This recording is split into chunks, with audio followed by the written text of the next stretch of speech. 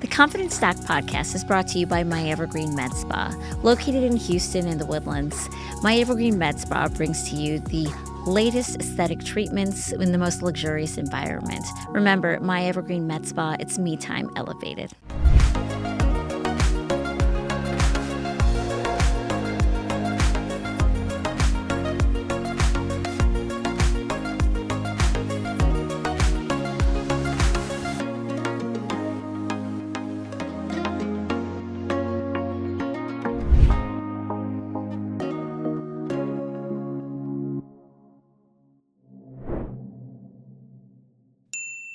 Welcome back to the Confidence Doc podcast. I'm Dr. Rednam. I'm a board-certified plastic surgeon in Houston, Texas with my Houston surgeons.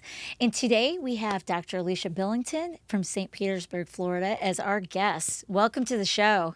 Thanks so much for having me. It's such an honor to be here. And so everyone is aware, she's a plastic and reconstructive surgeon, same field as me. So I'm super, super excited for us to talk today. We're going to touch on a lot of different topics because you're both a cosmetic and reconstructive surgeon. But I always like to start off is, how did you get into plastic surgery? So I actually thought I wanted to do orthopedic surgery first, but I was shadowing a family friend and just kind of fell in love with the field. What I really love about it is I'm an engineer, so I really like to use my hands and I like to problem solve. And I feel, although you might have 3 cases that are exactly the same on the schedule, you will use your brain in different ways to solve those cases. And I liked the added challenge of having to make it look good. So I kind of always joke, no one ever says, oh, that was the perfect like appendectomy scar, right? Like they just feel better.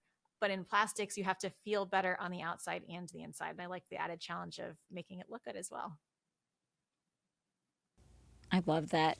And I love that you're an engineer because I think engineers are some of the smartest people out there. And being an engineer and a surgeon, I think makes you really uniquely qualified to create solutions to problems. So what are some of the fun things you've done with your engineering background? So this past year, I had a ton of fun working with 3 engineering students. They were doing their senior capstone design project, which is basically the culmination of their education in engineering up to that point. And so they have to create a project that solves a question. And my field was biomedical engineering. So they looked at creating a device to help with scars. And I'm so proud of them. So it's a year-long project. They actually won first place at the Florida Blue competition. And then they also won, out of all of the students in their class, they won first place for their senior capstone design project. So that was probably like the most fun thing that I did this year, kind of like on the side. We got to create a device. We got to test it on patients. It was a lot of fun. So what was the device? Like what did they do that was different than what's out there? So it integrates scar massage and vibration, as well as silicone, because, we always tell patients, hey, you should wear silicone afterwards and you should scar massage. But, patients kind of like will do it for the first couple of weeks and then it kind of falls off. So this is a device that they can wear and it does it kind of all in one. It's very comfortable. It's very discreet. I've worn it and it was neat to see them come up with an idea and then bring it to design. That's pretty cool because one of the hardest things with scar massage is patient compliance, right? Like I can't remember sometimes take my vitamin every day, let alone massage my scar every day consistently. So I like that they were really thinking about, okay, here's the problem. And okay, if people can't do that, maybe we just do it for them. Correct. And it's really neat. They even integrated an app into it that's wireless. So I can, as a physician, kind of follow up and see how often the patients are doing their massage. Very cool. Very cool. So tell me a little bit about some of your passions in plastic surgery. What are some of the procedures that you do a whole lot of?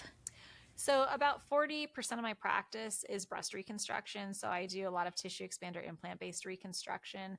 And then the remainder of my practice, cosmetic surgery, I do a ton of facelifts. I do a ton of what I call like the crazy breast cases that no one else will touch. I had one patient that came in, she'd had 8 surgeries on her breast before. And I love a challenge. I love if I think that there's a way that I can help a patient, I love to do that. So I do, full body as well, but definitely I'm known for a lot of face and breast cases.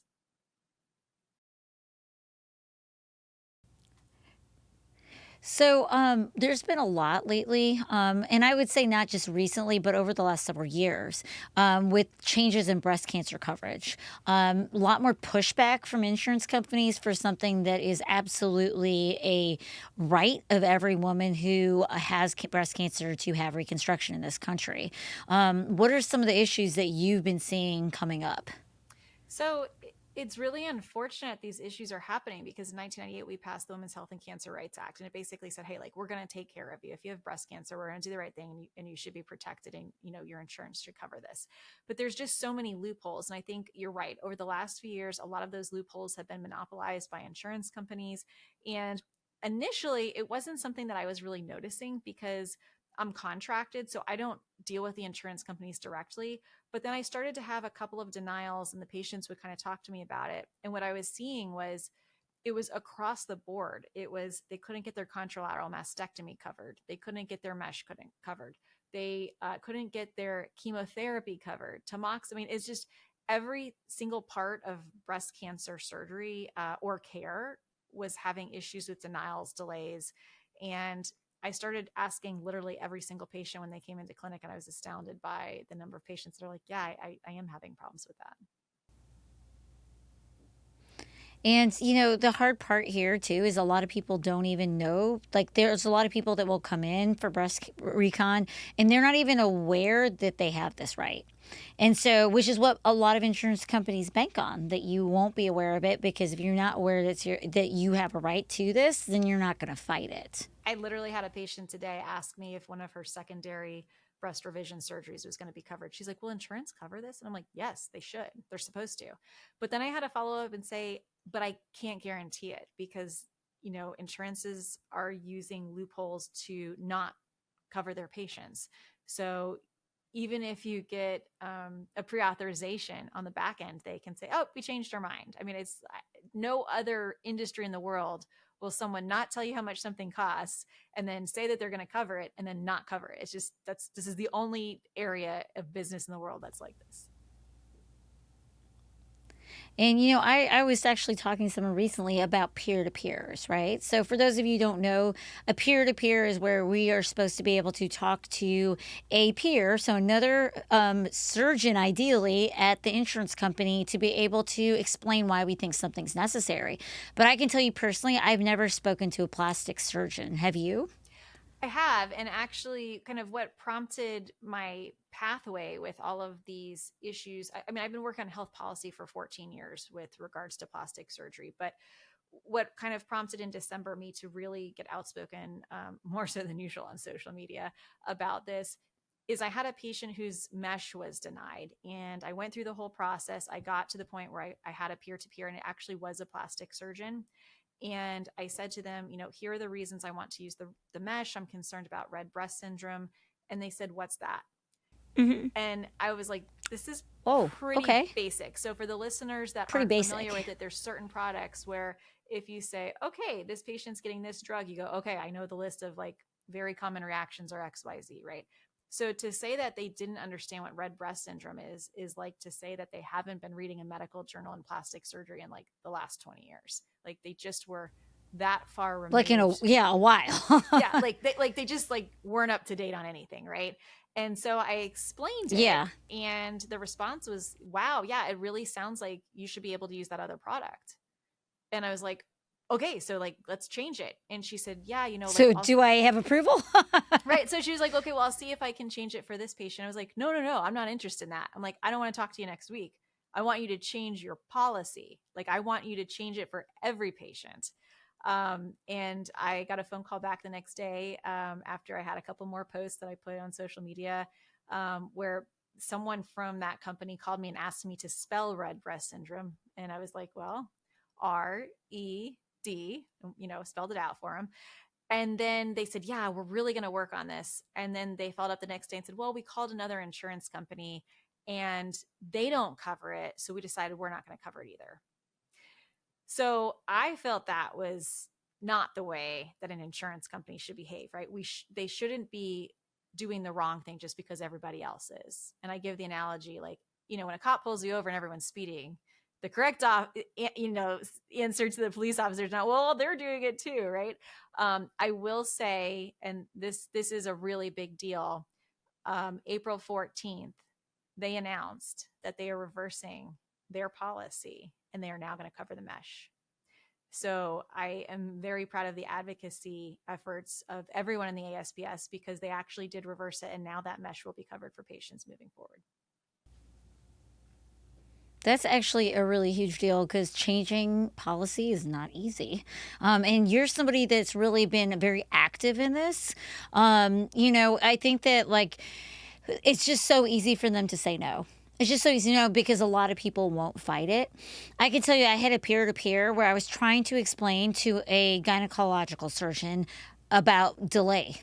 And I was trying to explain why I needed to delay to preserve the nipples, and I could not get them to understand that. And I finally said, could I just please speak to a plastic surgeon? I feel like they're going to understand.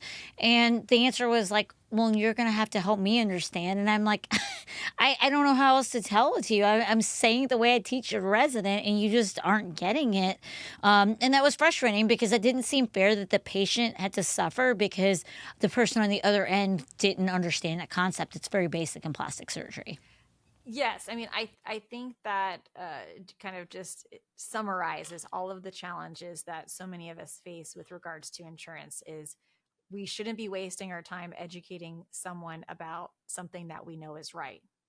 Like, this is the procedure you need. Okay, let's get it covered. End of story. It's just incredibly frustrating the amount of time, people set up these peer-to-peers and then people don't call you, and there's no number to call where you can get a direct line most of the time. There's no email. You get a different person every time. They won't tell you their last name. I mean, it's just I can't think of any other industry that behaves like this. It's just ridiculous. Yeah. And the funny thing is, they don't want you to have their last name because they don't want to be held accountable for anything, right? Like if you suddenly, like, who they are, what their license number is, and they say it's to protect them, but I'm like, why should we have to protect you? We're just having a conversation trying to talk about patient care. Well, and I do understand. I mean, in light of issues with United, right, like the shooting that happened, I do have compassion and I do understand from that standpoint why people are afraid to give their name. And I actually had someone that I was on the phone with talking to about this issue that said, please, please don't say my name to anyone. And I said, I never would. I'm not that type of person. I would never do that. I said, I'm doing it so that I can understand who I'm communicating with and what's going on and what your background is. But yeah, there's a lot of fear, I think, from the members that we're talking to at the insurance company. And I think that's an interesting thing to think about too. These decisions come from the top. And what I have found, unfortunately, is a lot of people in the middle. I mean, multiple people tell me, hey, I agree with you. Like, it sounds like you should get this covered. My hands are tied. I'm like, well, then what is the purpose of your job? Right? We got to figure that out. If like Exactly. that's a problem, and that comes from the Yeah. top. Yeah. And I think that's just it. It's like, we all take the same oath becoming physicians. And so it's like, well, if you have no power at all, then yeah, what is your purpose there? Other than, and I hate to say this, but other than to collect a check, like what is your purpose there then? Correct. And I asked I them think that. that there's, yeah, I mean, I think that there potentially could be a lot of power with fighting back collectively, but that's also something that can be very scary for a lot of people. Um, you know, we recently saw Dr. Elizabeth Potter, right? Like she posted that video, and man, the amount like how quick United Healthcare was to want to shut her down for just sharing what actually happened. Yeah, I think that happened about a week or maybe 10 days, a week to 10 days after kind of what I was experiencing. And I think the challenge that a lot of plastic surgeons face is that a lot of us are becoming employed physicians, right? And you can't speak out when you work for a company. You can't have your own voice in the same way. But as an independent, contractor, I can, and I can kind of say what I think is right and wrong. And there aren't a lot of us that are in a position that can do that. Additionally, some plastic surgeons that are in private practice that do have insurance have no leverage, because what can happen is if they say anything bad, the insurance company can drop them for any reason that they want. And now they've lost a huge source of income. So the pool of people that have the ability to really speak out is significantly small. And if you think about it, plastic surgery is uniquely positioned as compared to most other specialties in that a lot of us, a lot more of us are going to be out in private practice than in other areas. So this is an even bigger problem. I mean, I talked to my friends when we had some reporters that were interested in covering stories, and I couldn't get any of them that were outside of plastics to agree to go on TV because they were like, I'm worried about my job, right? Like I'm worried about how this is going to affect me. So I think plastic surgeons could really lead the way on a lot of these insurance changes, not just for our field, but for medicine in general. But I mean, I can understand that. Like, I can understand that feeling of being like, well, I want to speak out, but like, yeah, I don't want to be dropped from contracts. And I think the bigger issue here is why do they have that much control, right? Why are insurance companies like, why do they have that much control? Once I was telling a patient once how they can recoup funds from us, right? I mean, very few patients are aware of this, but until I'm done practicing, an insurance company can come back at any time and decide that they paid me too much, and I have no recourse. Now, I can report it, but is anything going to happen with that? Probably not. And if I make too much of a fuss about it, then I might get dropped, and then that means I can't do the surgeries I want to do to help the patients I want to help. And that is a position of power that is really set up poorly from a government level. I completely agree. And I think that is why it is so important that in our profession, we need to be involved in health policy. And I get that it's not sexy. I get that it's a lot of reading the fine lines. And I was actually like so shocked when people really started to become interested in this. But I think people are just so fed up. And it unfortunately involved a horrific event for people to kind of be aware that, hey, my neighbor's going through this, my family member's going through this. It's, so a lot of times I think people think, oh, it's just me, but no, it's like it's happening to everyone, that there are issues in insurance. But I think we have to advocate. Those that can speak, we really need to speak up, because we're going to be the ones that can help change this. And I feel like we are seeing it more on social media. While he's not a plastic surgeon, Dr. Glaucoma Flecken, ophthalmologist, I mean, he's been a very vocal person as well. And I think he Fantastic. actually does it in a really creative way that like people can understand. And you laugh at first, but then you're like, wait, that's not funny. It's actually terrible. He's phenomenal, and I think that's so important. And I think social media in particular is why that policy got changed, right? Because it is forcing the insurance companies to feel uncomfortable. If it's a bunch of plastic surgeons complaining about something, nobody listens. But when all the patients start getting involved and then they reshare now it's like gaining mass views and participation and comments. I think that plastic surgery and these other physicians across medicine, I think they're making a huge difference on social media. I mean, it's one of the most positive things I think about social media. There's a lot of negatives about it, but I think it's one of the most fantastic things that I've seen. Well, I think they say it's empowering more people, especially maybe some younger physicians who are like, okay, maybe I can say something, maybe I can do something. As someone who has been very active in this area, especially in the SPS, what advice would you have to any surgeons, plus surgeons who are listening to this, who are like, okay, I want to get involved more, but I don't really know what to do?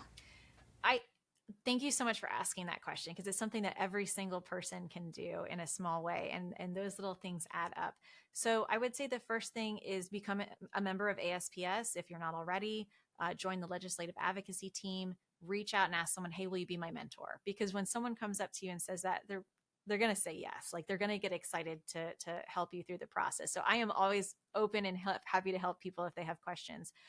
I I think the things to keep in mind, number one, you always have to be professional. You don't want to say things that are going to come across the wrong way. So you need to be thoughtful in what you say. And number two, you need to remember that once it's out there, it's out there. So good or bad, it's going to be out there Hmm. forever, right? Somebody can Yeah, that's record it. true. So I think you have to be also from that standpoint thinking about a legal perspective. So anytime I'm going to do a post, I think, okay, how can this be misconstrued? How can this be used against me? And I weigh the pros and cons, but ultimately at the end of the day, like for me, like you said, we take an oath. And for me, it's not just an oath to do no harm, it's an oath to do good too. And I think that this is how I personally do that. So I think if you're not sure about a post, reach out to a friend and say, like, can you look at this? Can you watch this first before I post it? But just start with small little baby posts and, collaborate with friends. I mean, I tag other plastic surgeons all the time to help amplify the message. And the community of people I've met on social media is extraordinary. I mean, that's how I got to you, as I followed your account and I loved what you do. So I would say follow other people that you like and reach out to them because they might talk back to you, which is Mm-hmm. really cool. And I think that, yeah, like you said, there's stuff that's not great, but I would agree that there's been so many positive things. I've learned so much. And from people that, like, like we're geographically pretty far apart, but it's like been so great how I've been able to connect and learn from others. And unfortunately, sometimes what is on the news isn't what's most current, right? And so it's nice that with social media, you can directly get things from people who are going through it in a very real way. And like I said, kind of going back to with Dr. Potter, like that was something that started on social media and then made the news afterwards. And so I think that, like, we all have a voice and it can be scary, but like you said, be thoughtful with what you're saying. But I think that we absolutely can make a change. It's just a matter of numbers. We need more of us involved. Absolutely. And I think all of us speaking out collectively is so important. And I love following all of the content of everyone that's been speaking out. And it's astounding how many people are coming forward. And yeah, like good for everyone that is.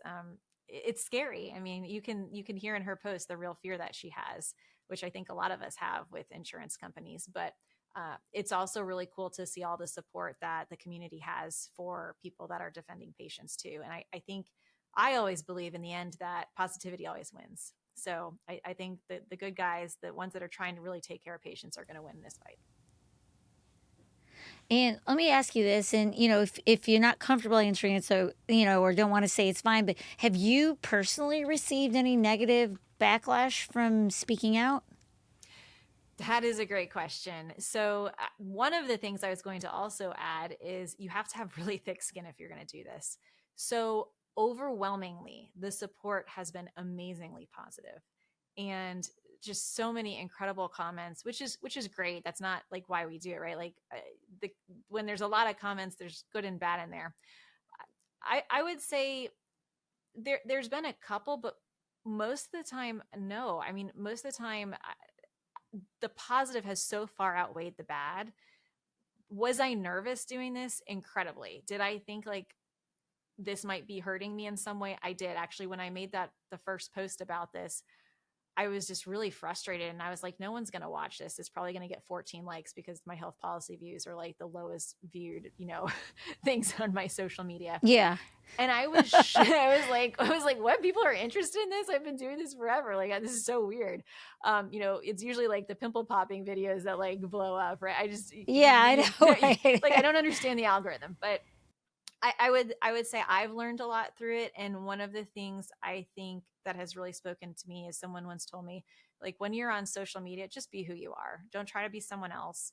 And I really love health policy. Like, I'm like, it's fun. It's like, I can hear in your voice and I see it just you talking about it, and I'm so glad to have somebody who's so passionate helping us figure out how we can fight these things and how we can advocate for our patients. I mean, we need somebody that's interested in everything. There's a lot of things I'm definitely not interested in, but you also asked like, how can people get involved? When I started, I didn't know the difference between a Democrat and a Republican. And like, as far as like politics, to me, I am pro medicine. That's where I live. I don't say either way. I am pro medicine. Whatever's right for my patient, that's where I live. But if people want to get more involved and they feel very lost with politics, they feel very lost with policy. And by the way, like, they're different. Like, policy is about affecting change to help people. Politics is a little bit different, right? They go hand in hand. If people want to become more involved, come to Advocacy Day with ASPS. For me, it is Disney World of plastic surgery. I like love it. It is something I truly look forward to. You get to meet with senators and representatives. I mean, it is like Legally Blonde explosion for me. I wear all pink suits. Like, I love this experience. So I would encourage anyone that hasn't been to the Hill before, come. We tell you everything to do. We walk you through it. It is so fun. So explain some more to me because I've never been involved with this. So you actually are going to DC and getting involved when you're doing this? And this is Yes. every single year? So Okay. sometimes it's every single year or every other year, kind of depending. But what the ASPS does is they have a committee that helps with policy, and everyone flies out to DC. This year it's going to be in July, and we have several meetings first, and we have senators, representatives, policy wonks. People come in, they just teach us about all of these different things that are going on. What's hot in Washington? What are the problems? What are Uh-huh. people arguing about? And then we collectively will go as a group to the Hill to discuss, legislation that as a society we have decided Mhm. are really important. And so one of the things this year that is near and dear to my heart is the Women's Health and Cancer Rights Act update. And so what we're doing is saying, hey, remember that act that we all agreed on, and the attorneys found some loopholes for? We're here to close those loopholes. We're here to make sure that, because it was written so long ago, there's been new procedures, new techniques, new modalities of care. We're going to make sure that that all gets covered, and we're going to close those loopholes. So that is how people can become more involved, by going and speaking with their representatives. And it really does elicit change. I mean, it takes time. I think social media has really sped things up for us, because we started like putting posts in December, and it's April 14th. They changed their position on mesh. Like, that's unheard of. But we really need to get this bill through, and we need patients. We need physicians. We need everyone involved, and we just need to do the right thing. So basically, you guys are serving as the experts to give these politicians like advice on what they need to do. And I think social media sped it up because it's also brought a lot to people who had no idea about all the other things that occur with insurance coverage and healthcare on that aspect of it. And so then when they hear about it, like how quickly things can spread, right? They're like, wait a second, I had no idea about this. I mean, truthfully, there's a lot of people out there who don't even know what their deductible is, let alone like all these other issues. So I think that that's been an excellent point with social media, is that it can spread like wildfire for good. It really can. And I think a lot of what I've learned about insurance is more as a patient than as a physician, honestly. I mean, I get the bill and I'm like, what? How much does this cost? I mean, I just had my labs done yesterday, and I let my primary care doctor order whatever they wanted, because I'm trying to be a good patient, and have Be it a have good it patient. have a Yeah. doctor order my own labs. And I remember like looking at it, and I'm like, I don't know if all this is necessary, because how much is this going to cost, right? Like, and Yeah. my insurance is terrible. I mean, I pay a ton for it, and it's absolutely awful. So I just, I get being a patient. It's hard. Yeah. And hopefully our patients see too, because I know right now doctors sometimes aren't looked at in the best light. And it's unfortunate because at the end of the day, we all care. We went into this because we love taking care of our patients. And so hopefully this show, is just another way to see that we are always trying to fight for our patients, even if it's not always the most obvious. I agree with that. And that's why I am so incredibly proud of my office, because no one in the office gets paid for health policy, right? No one, people lose, we lose money when I spend time working on it, but it's something that the people that are there are very passionate about, and the patients are so appreciative of. And I think when I look back at the end of the day, for me personally, I will have helped lots of patients surgically. But if I can get policy changed, that amplifies so much any good that I could ever do by operating on a single person. Like because it helps all those other people that other people have operated on. So I would really encourage people to become involved in health policy. And the more that you are involved, the more you understand what's going on. Because, like you said, sometimes by the time you realize things, it's too late. So it's much better for us as surgeons to be on the forefront of things and helping push that change, right? Right. Be part of the solution. Exactly. So it's a simple thing, but we've all learned it over time. And thank you, because I've learned something today. So, and ideally, hopefully, a lot of our listeners have too. I think that, like, there's absolutely room for a lot of growth and improvement for all of us participating. Because if everyone just does a little bit more, we can make big change happen a lot faster. Absolutely. Well, I have to thank you so much for coming on the show today. Like I said, I truly feel like I've learned more, and hopefully, I can get more involved as well.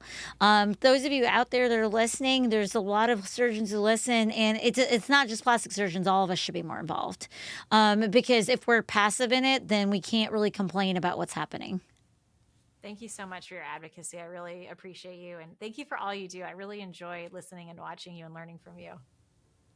Well, thank you so much. Like I said, social media has been so great because it has allowed me to connect with so many people in my own specialty that I might have never got to meet otherwise. And we are. I always say, women plastic surgeons, especially, I think we all have a very special bond because we're by far not the majority of plastic surgeons out there, but I think that we are a really tight knit group, and I know that a lot of us are looking to change the face of how things happen for good.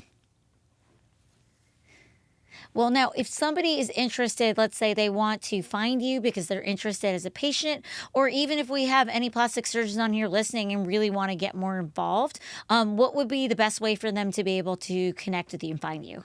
So I'm on Instagram, Dr. Alicia, Alicia Billington, and I'm approachable. You can call me with any questions you have. I'm happy to talk health policy or medicine of any sort. So that's kind of the best way to reach out to me. But I'm in St. Pete, Florida, and Sunshine State. It's a great place to live and great place to practice. Well, awesome. Well, thank you again so much for being on the show. And thank you all for listening to this episode of The Confidence Doc. As always, I hope you learned something.